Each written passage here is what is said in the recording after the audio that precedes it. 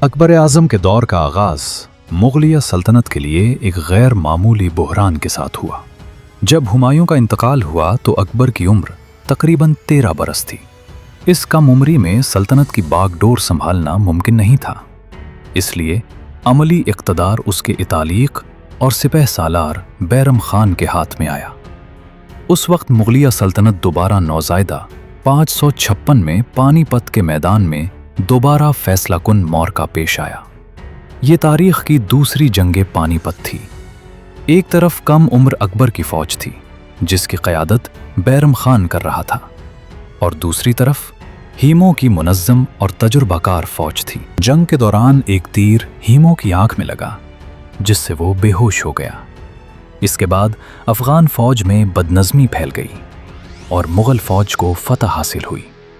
इस कामयाबी ने न सिर्फ दिल्ली को दोबारा मुग़ल इक़्तिदार में दिया बल्कि अकबर की हुक्मरानी को भी महफूज बना दिया। इसी फ़तह के बाद अकबर को बाकायदा तौर पर बादशाह तस्लीम किया गया। इब्तिदाई चंद बरसों तक अकबर अमली तौर पर बैरम खान के ज़ेरे असर रहा, मगर जैसे जैसे वो बालिग़ हुआ उसने खुद इक़्तिदार संभालने का फ़ैसला किया। 1560 में उसने बैरम खान को माज़ूल कर दिया और यूं अकबर का ज़ाती दौरे हुकूमत शुरू हुआ। ये फ़ैसला मुग़लिया तारीख़ का एक अहम मोड़ था, क्योंकि अब सल्तनत एक ऐसे हुक्मरान के हाथ में आ चुकी थी जो तवीलुल मुद्दती हिकमत अमली रखता था। अकबर ने सबसे पहले दाखिली इस्तेहकाम पर तवज्जो दी। उसने बगावत करने वाले उमरा को सख्ती से कुचला, मगर वफ़ादार अनासिर को साथ मिलाकर रखा। इसकी पॉलिसी महज ताकत पर नहीं बल्कि मुफ़ाहमत पर मबनी थी।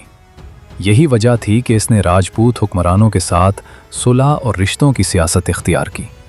मेवाड़ के अलावा ज़्यादातर राजपूत रियासतें मुग़लिया सल्तनत का हिस्सा बन गईं और उनके हुक्मरान मुग़ल दरबार के अहम सुतून बन गए। अकबर ने सल्तनत को मजबूत बनाने के लिए फ़ौजी फतूहात का सिलसिला जारी रखा।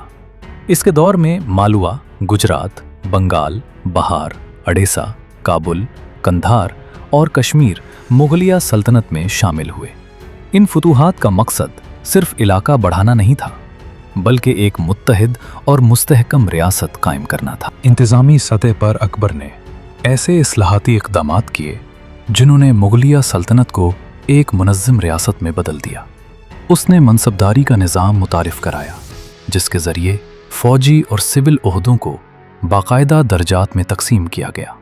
इस निज़ाम ने रियासती नज़्म व ज़ब्त को मजबूत किया और बादशाह को बराह रास्त उमरा पर कंट्रोल फराहम किया। ज़रई निज़ाम में अकबर के वज़ीर मालियात राजा टूडर मिल ने बुनियादी इस्लाहात की।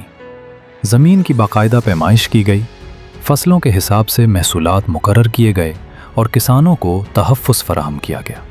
ये निज़ाम अपनी नौइयत का एक मुनज़्ज़म और मुनसिफ़ाना निज़ाम था जिसने रियासती आमदन को मुस्तहकम किया।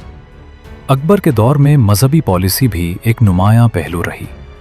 उसने जज़िया और दीगर इम्तियाज़ी टैक्स ख़त्म किए और मुख्तलिफ मज़ाहिब के मानने वालों को रियासती ओहदों तक रसाई दी।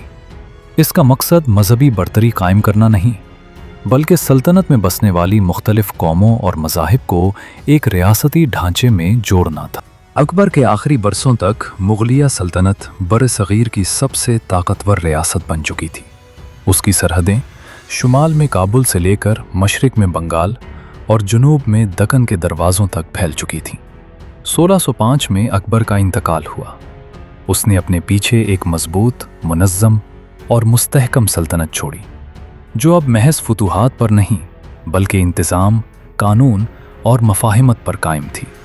अकबर के बाद मुग़लिया सल्तनत एक नए मरहले में दाखिल होने वाली थी जहाँ तौसी के साथ साथ दरबारी सियासत, ऐशो इशरत और ताकत की नई शक्लें उभरने लगीं। ये दौर जहांगीर के नाम से जाना जाता है जिससे मुग़लिया सल्तनत की तारीख़ का अगला बाब शुरू होता है।